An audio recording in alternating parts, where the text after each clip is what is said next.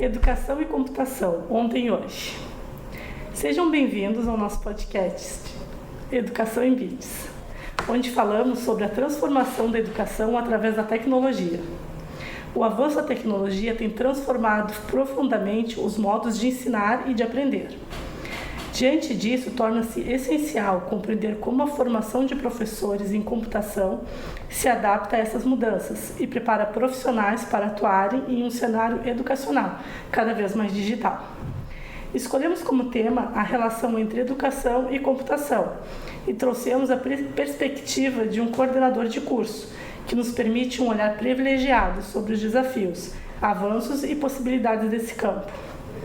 Somos estudantes do curso de licenciatura em computação no IFSU, Campus Pelotas, e hoje temos um convidado muito especial, o professor Tauan Cabreira, graduado em Tecnologia em Sistemas para a Internet, TSI, pelo IFSU, mestre em Modelagem Computacional pela FURG, doutor em Ciência da Computação pelo FPEL atual, coordenador e professor do curso de licenciatura em Computação do Ensino Superior do IFSU. Seja muito bem-vindo, professor. Muito obrigado.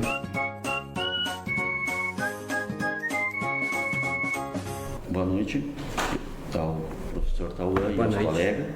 E eu tenho duas perguntas para ti. Duas assim já? Já. De cara? De cara. A primeira é como você enxerga a evolução do ensino de computação desde os tempos mais antigos até os dias de hoje? Bom, a evolução da computação, na realidade, ela se deu como o ensino de informática por muito tempo. No final dos anos 60, início dos anos 90, a gente tinha grandes universidades, Unicamp, USP, URGS, iniciando seus primeiros cursos na área de informática, de computação. Então a gente teve o primeiro curso de ciência da computação na Unicamp. Depois, na década de 70, a gente teve o primeiro curso de tecnólogo em processamento de dados na URGS, em Porto Alegre. E nós só tivemos o primeiro curso de licenciatura em computação na UNB em 97. Então, os cursos de licenciatura em computação, eles são bem mais recentes do que os cursos de computação em outras áreas, como bacharelado, engenharias e os próprios tecnólogos.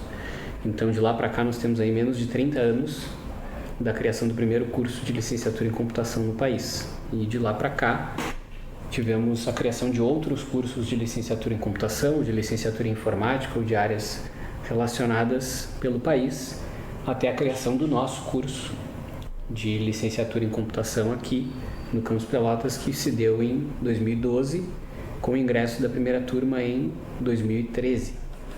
Então, os cursos de licenciatura em computação são bem recentes.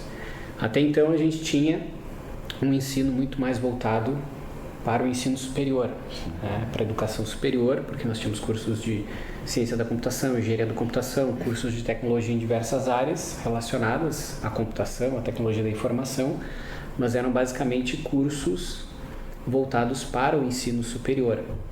Então, a proposição da computação na educação básica, ela vem desde a criação das licenciaturas, mas ela passa mais recentemente pela criação de legislações por parte do governo federal que embasam o ensino de computação na educação básica. Então, nós temos uma resolução da Câmara de Educação Básica, que é de 2022, que outorga o ensino de computação na educação básica, no ensino fundamental e no ensino médio.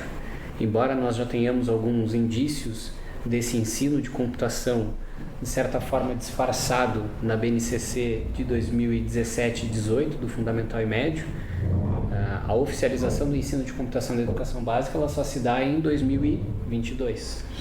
Então, mesmo que nós tenhamos lá atrás os primeiros cursos na década de 60 e 70, todos esses cursos foram formações muito mais tecnicistas, específicas para a área de computação no ensino superior.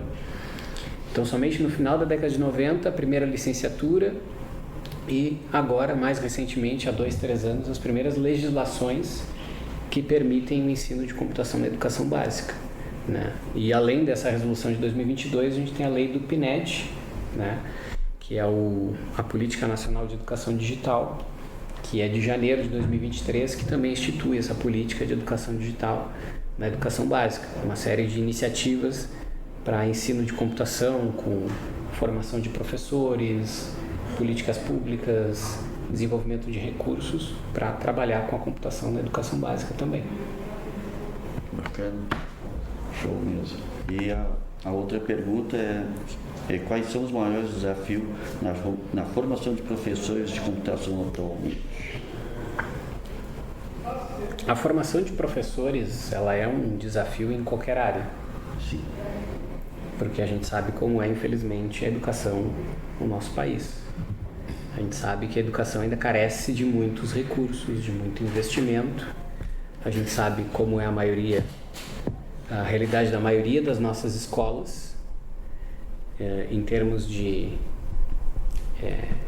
carga horária dos professores, de infraestrutura, de condições, né, para que esses professores possam trabalhar. Então, né, o desafio de formação de professores é geral, em qualquer área, mas especificamente da parte da computação, além de todos esses desafios que a gente já tem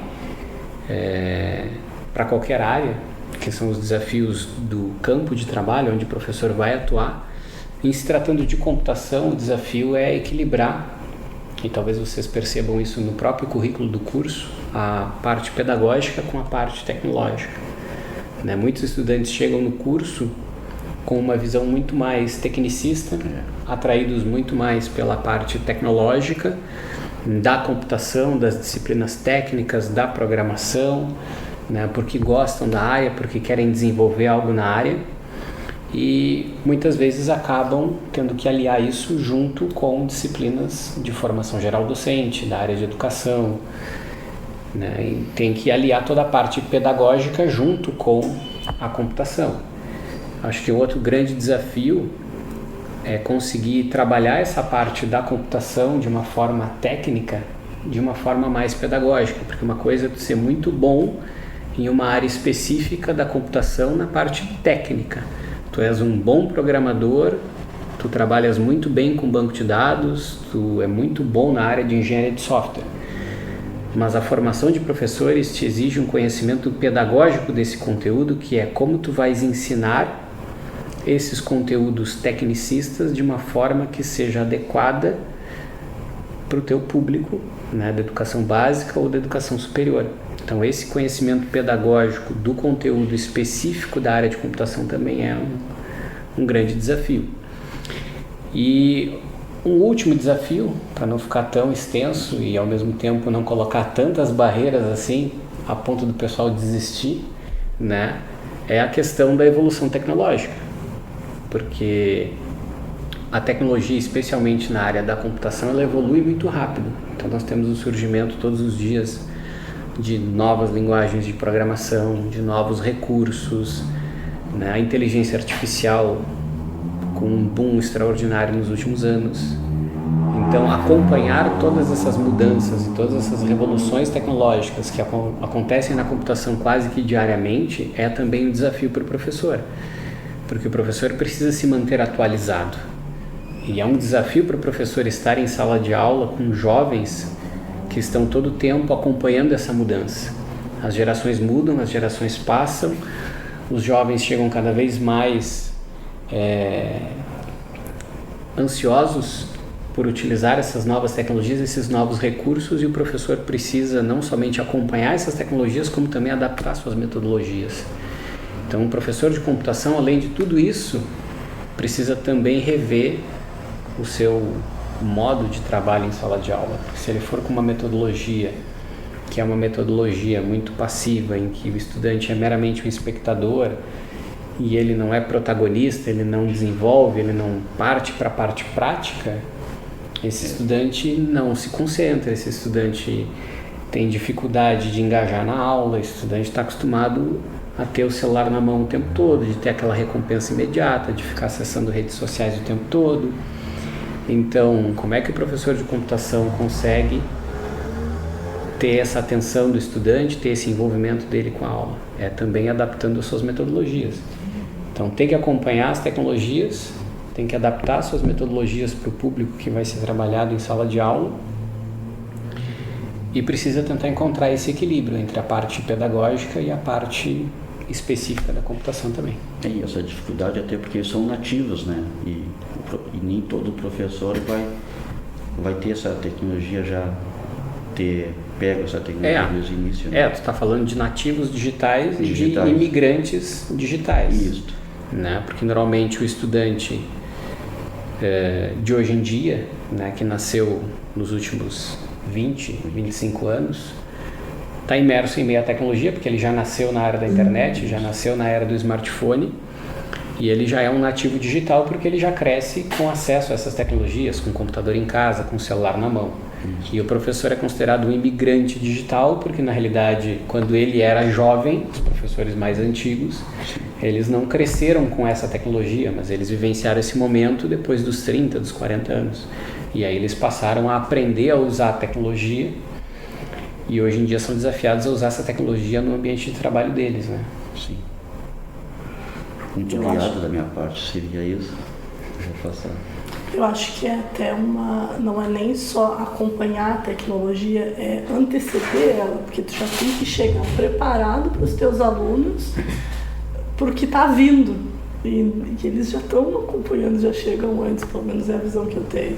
Sim, com certeza. Não, baseado no que o senhor está falando antes também, a gente teve colegas no primeiro semestre que eles desistiram do curso por causa que tinha a parte da licenciatura. Alguns queriam... Eu não vou citar nomes, mas tinha um que ele sabia um monte de coisa de programação já e chegava nas aulas de licenciatura e ele não gostava.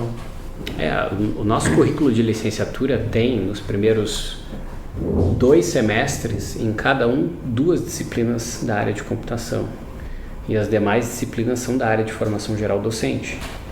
Mas são disciplinas importantes, são disciplinas necessárias para a formação docente.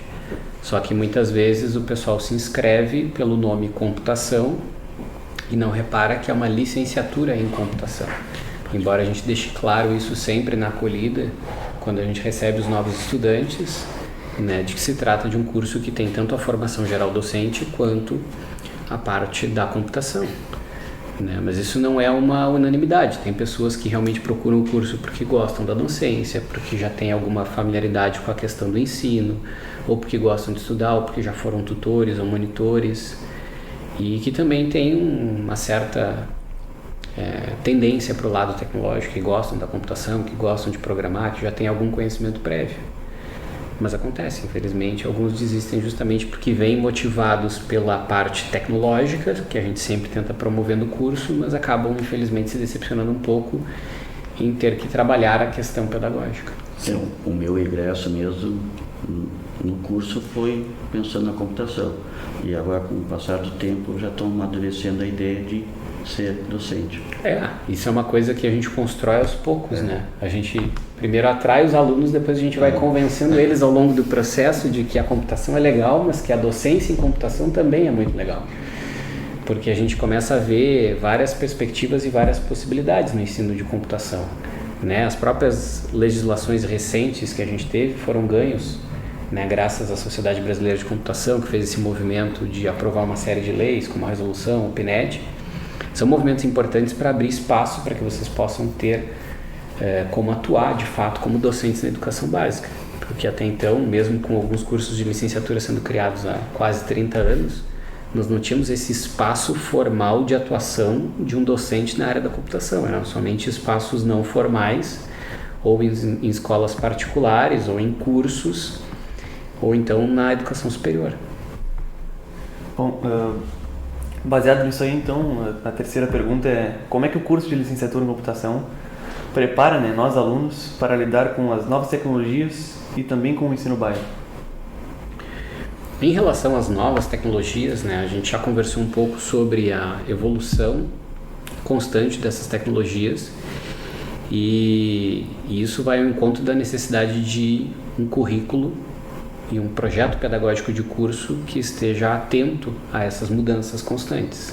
A nossa última reformulação de currículo foi em 2023 e a gente já iniciou este ano uma proposta de reformulação de currículo para 2026. Então essas mudanças, além obviamente de atenderem às legislações vigentes, né, porque a última mudança de 2023 foi para atender a legislação sobre a extensão. todo curso superior no país precisa ter 10% de carga horária de extensão em seu currículo. Então, adaptamos nosso currículo a esse movimento de atender a essa legislação com os 10%. Mas nessa levada de mudança de currículo, nós também já analisamos a matriz curricular, o projeto pedagógico e criamos algumas disciplinas novas. Por exemplo, robótica educacional 1 e 2, pensamento em design, as próprias disciplinas específicas de extensão, a disciplina de inteligência artificial, a disciplina de computação desplugada. Então, todos esses foram componentes novos que foram criados nessa última reformulação do currículo para atender a legislação de 2023 sobre extensão, mas já pensando em uma adaptação curricular necessária para atender justamente as mudanças tecnológicas recentes e constantes. E o mesmo processo vai ser feito para a próxima matriz, para o próximo projeto pedagógico em 2026, porque novamente temos uma legislação de 2024 com uma mudança que revoga 2 resoluções anteriores, que era a de 2015 e a de 2019, e que agora obriga a todos os cursos de licenciatura e pedagogia e formação de professores, como a formação pedagógica e também de segunda licenciatura, a adequarem os seus projetos pedagógicos e as suas matrizes de acordo com essa resolução. E aí nós precisamos fazer um equilíbrio ali na nossa matriz com carga horária de formação geral, carga horária de formação específica, e é um movimento também para a gente estudar o que tem dado certo na nossa matriz, no nosso currículo, e o que pode ser melhorado, e pensar em como trazer novas tecnologias para atualizar o currículo ainda mais. Então, esse é um ponto. Manter sempre um projeto pedagógico de curso vivo, em constante atualização, e uma matriz que é revisada periodicamente, visando justamente atender a essas mudanças. Só que somente mudar a matriz não é suficiente, né? A gente precisa ter professores que consigam desenvolver esses componentes curriculares. E aí, para isso, a gente também precisa investir em formação continuada desses professores, para que eles também possam se capacitar e se atualizar para poder justamente utilizar essas novas tecnologias em sala de aula.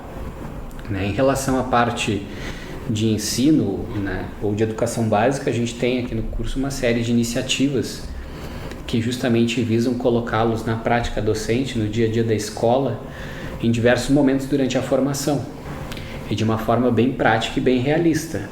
Né? Nós temos os estágios, obviamente, do 5º ao 8º semestre, que é o estágio no ensino médio e no ensino fundamental, mas vocês têm uma série de outras atividades que a maioria aqui participa, como o PIBID. Até pouco tempo atrás nós tínhamos o programa de residência pedagógica, né? O PIBID era até a metade do curso e a residência pedagógica era da metade em diante. Hoje em dia agora nós só temos o programa do PIBID, né? O programa de iniciação à docência.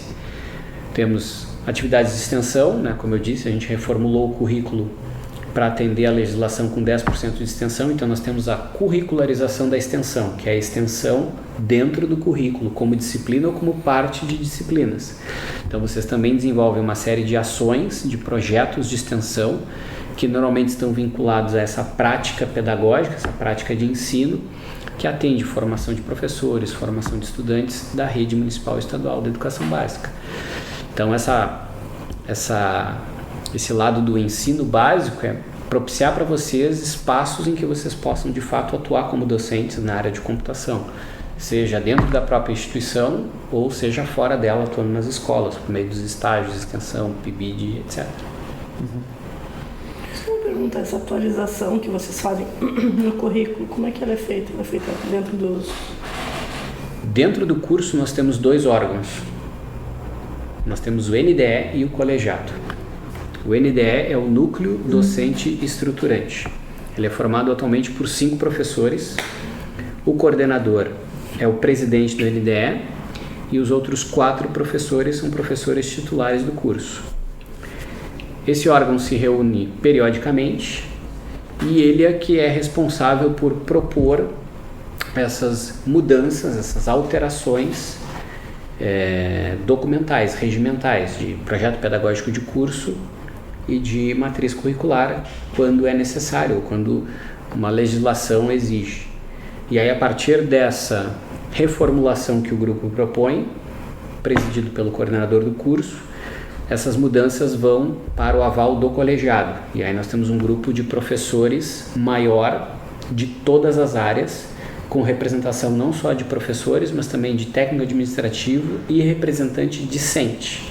Essas reuniões também ocorrem periodicamente, mais para discutir questões pedagógicas, administrativas de dia a dia do curso, mas também para aprovar questões como essa. Então o NDE, ele propõe a mudança e o colegiado aprova.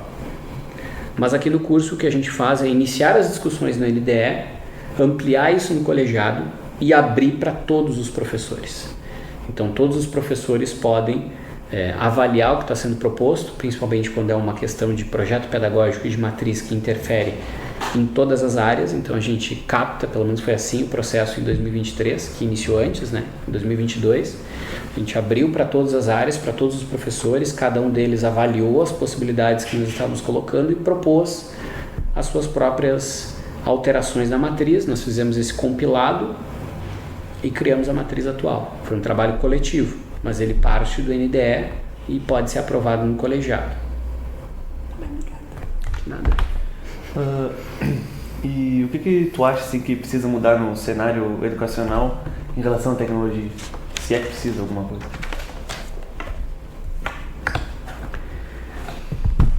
Em relação à tecnologia, eu percebo, principalmente nas formações que a gente faz, uma certa resistência, uma grande resistência dos professores em relação à tecnologia.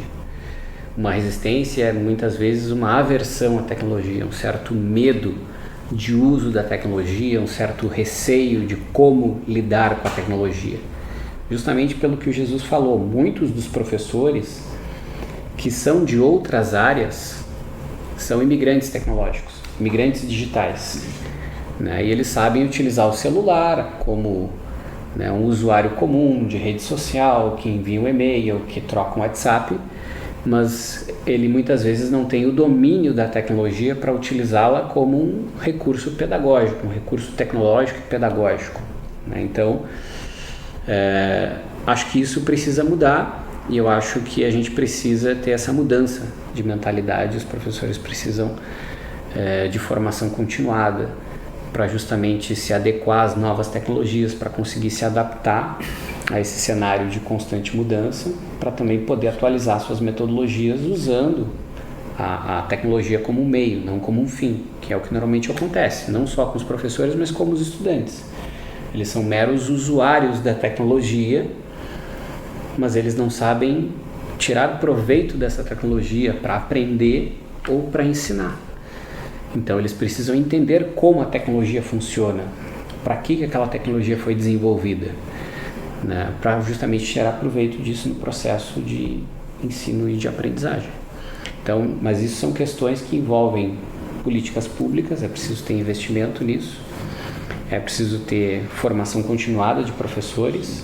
Aqui no curso nós temos a licenciatura em computação, nós temos um projeto de especialização em educação em computação, que foi elaborado no ano passado, que deveria ser aprovado este ano, mas a perspectiva é que nós tenhamos a primeira turma somente em 2026, mas é justamente um movimento no intuito de tentar ampliar o leque de opções de formação de professores na área, porque somente a licenciatura em computação é insuficiente na formação de quantitativo de professores para atender a toda a demanda que a gente tem de educação básica. E agora, com essa proposta de uma nova matriz, nós estamos estudando a possibilidade de termos uma segunda licenciatura. Ou seja, ofertar o curso de licenciatura para quem já é formado na área, para quem já tem alguma licenciatura e que possa cumprir somente as disciplinas específicas como uma segunda licenciatura, porque nós temos notado, e aí também é uma observação de estar atento aos movimentos que ocorrem no curso. A turma do primeiro semestre e a turma do terceiro semestre tem muitos professores já, muitos estudantes que são formados em outras licenciaturas e que estão buscando uma formação específica na área. Então, o caminho da segunda licenciatura é interessante para justamente atender a esse outro público de docentes, de licenciados de outras áreas que buscam pela formação específica, porque já tem a base da licenciatura. E aí a gente consegue propiciar uma formação que é mais rápida para esses estudantes. Seria um atalho.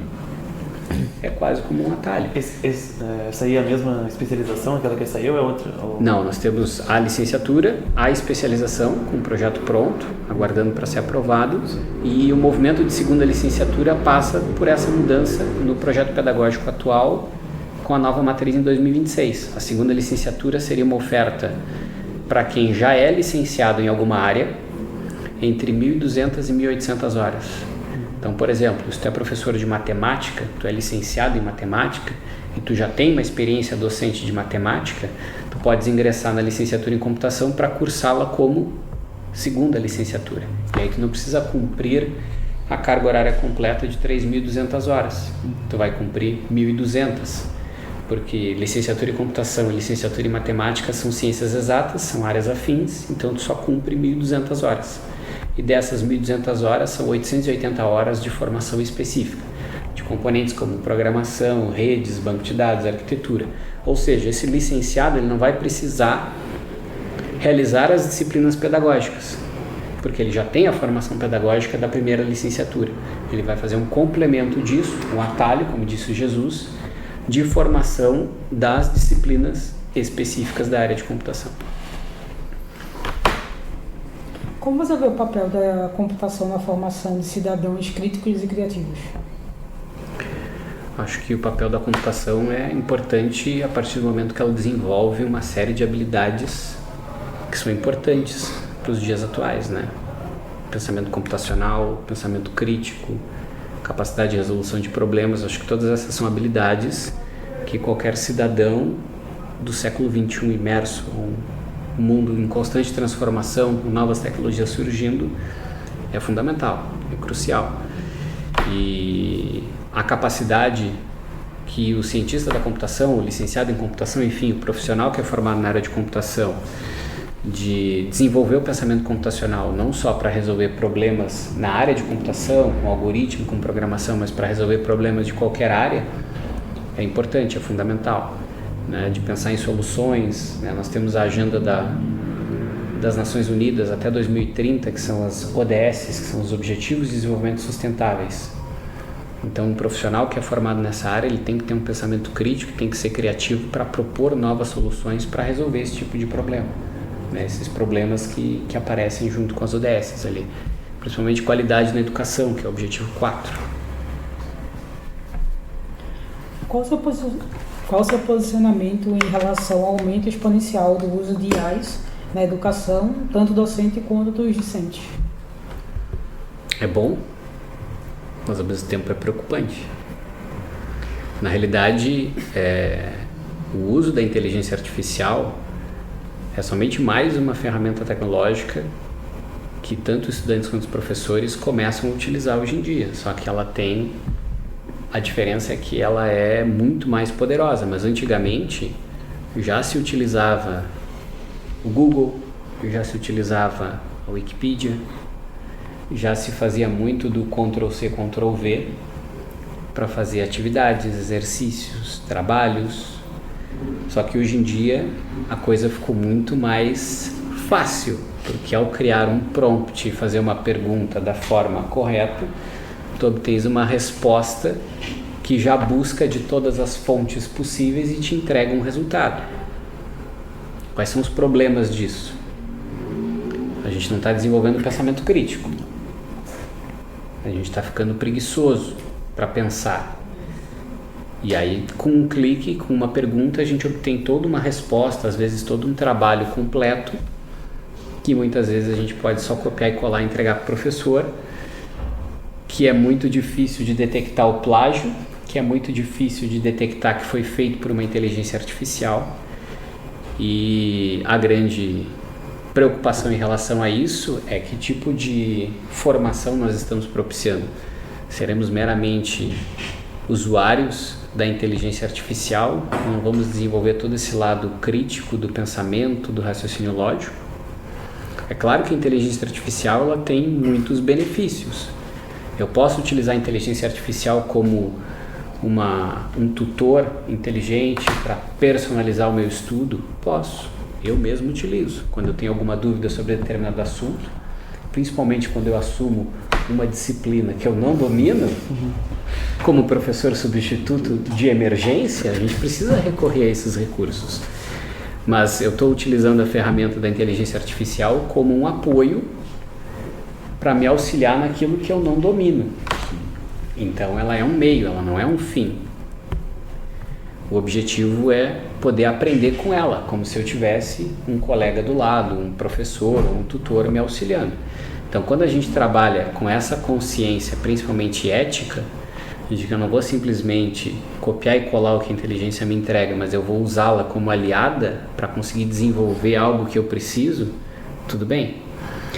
Outro benefício é quando a gente consegue automatizar uma série de tarefas que geralmente são burocráticas, são enfadonhas, que eu já tenho domínio sobre, mas eu não quero perder tempo fazendo. Né? Então isso vale para automatização de rotina, automatização de código, né? Seja para quem é professor ou quem é programador na área ou quem desenvolve alguma função em qualquer outra área. Né? Se há uma tarefa que eu já domino, que eu sei como funciona e eu tenho o recurso da inteligência artificial para otimizar e acelerar esse processo, para que eu vou ficar fazendo a mesma coisa várias vezes e perdendo muito tempo? Não faz sentido. Então, para isso, inteligência artificial é fantástico. Por exemplo, eu sou formado na área de tecnologia em sistemas para a internet e dei aula há muito tempo de front-end e back-end. Então, a Jéssica vai entender, eu sei HTML de trás para frente. E eu precisava construir o site da licenciatura em computação. E aí eu precisava montar uma série de tabelas com informações de todas as disciplinas, com lista, com tabela, com tag, com ementa, com conteúdo, com referência, com formatação. Eu criei um prompt, passei o conteúdo e pedi para o ChatGPT gerar aquela estrutura específica que eu precisava, de listas, de tabelas, para montar aquela seção específica. Se eu fosse fazer isso manualmente, e eu já sei fazer isso, eu ia levar horas. E, no entanto, eu levei minutos. Então, eu automatizei um processo que é extremamente trabalhoso, mas é um processo que eu domino.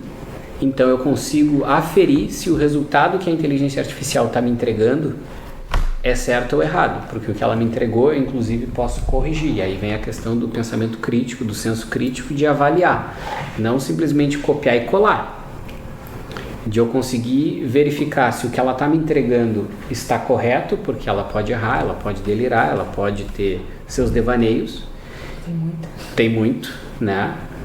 E então eu preciso ter justamente esse conhecimento apurado para poder avaliar o que ela está me entregando, para saber se está certo ou se está errado. Então, resumidamente, ela tem que ter os seus devidos cuidados com as questões éticas, com as questões de direitos autorais, né? A gente está criando, produzindo textos, artigos, fotos, vídeos, música a partir da inteligência artificial. Então, a gente tem que ter esse cuidado. Tem que ter cuidado com a segurança das nossas informações, porque a gente está alimentando essa inteligência artificial com um volume muito grande das nossas informações. E a gente tem que ter o cuidado do uso ético, do senso crítico, de não simplesmente tornarmos seres alienados que ficam reféns do uso da inteligência artificial. Na verdade, dependentes até, né? Dependentes, exatamente. Dependentes da inteligência artificial, de não ser capaz de conseguir fazer nada que não seja com o apoio da inteligência artificial. Entra também a questão da dependência. Acho que é bem como tu falou, né? Não se desenvolve esse pensamento lógico, esse pensamento crítico, né? Fica pessoas mais burras. Né? Só funciona. Se eu jogo ali, a informação fica pronto. Eu não desenvolvo aquela inteligência, né? Eu só passo adiante. Estou só sendo o atravessador da inteligência. Exatamente isso. E por culpa da gente também, porque se a gente quiser aprender, ela explica ali tudo que Exatamente. É uma ótima ferramenta. É a gente que usa errado. Na verdade, como tudo, né? Tudo é assim. Se tu usar certo, é muito bom, mas tem um outro lado também.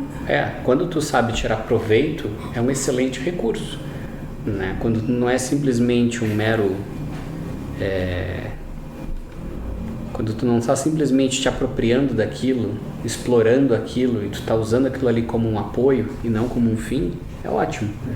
A partir do momento que tu tem interações com a inteligência artificial, que tu faz perguntas, que tu pede para ela explicar de determinada forma, que tu tens esse processo de interação, tu consegue construir o conhecimento. E aí tu não precisa só simplesmente ter a pergunta e receber a resposta.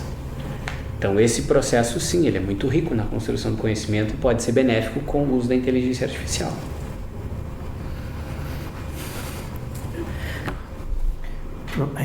Professor, estamos chegando ao fim da nossa conversa, mas antes de encerrarmos, gostaríamos de saber qual a mensagem que o senhor deixaria para os futuros professores de computação que estão nos ouvindo agora. Bom, a mensagem é para todos os professores, né? Ser professor não é uma tarefa fácil, principalmente no nível de ensino e em que o professor atua.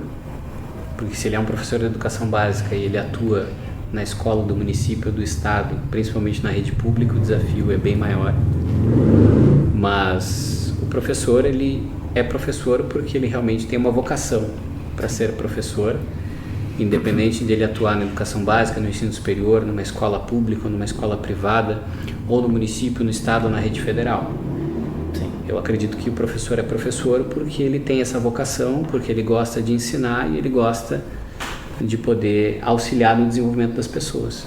E o professor, ele tem que ser sempre uma pessoa que quer aprender cada vez mais, ele nunca pode perder a vontade de aprender, porque eu acho que o professor, se ele perde a vontade de aprender, ele perde a vontade de ensinar. E o professor tem que ser sempre um curioso. Ele nunca pode se acomodar naquilo que ele acha que ele já sabe. O professor tem que estar sempre buscando novos conhecimentos, se atualizando, conhecendo novas tecnologias, sem receio dessas novas tecnologias. Mas é isso, se eu puder deixar essa mensagem é que os professores busquem sempre se aperfeiçoar, estudar, nunca cansem de se atualizar e que possam, né, sempre encarar esses novos desafios, sempre sendo curiosos e sempre querendo que os seus alunos também desenvolvam esse lado. Não ter medo do desconhecido, no caso, né? Com certeza.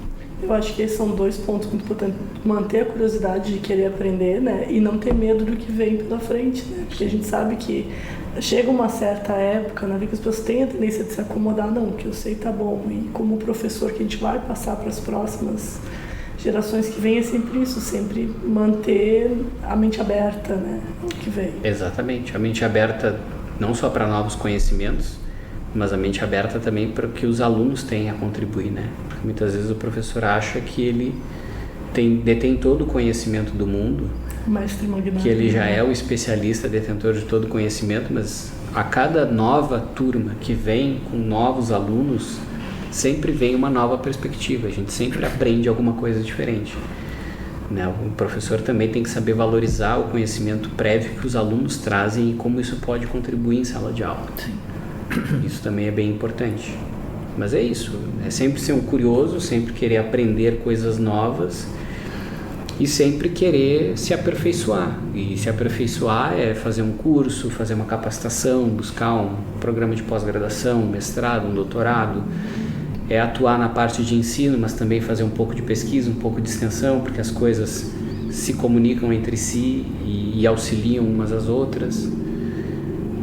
É isso, basicamente. Então tá, um agradecimento, professor. Muito obrigado pela presença e por compartilhar conosco, tanto nos conhecimentos e reflexões importantes. Muito obrigado, eu que agradeço pelo convite.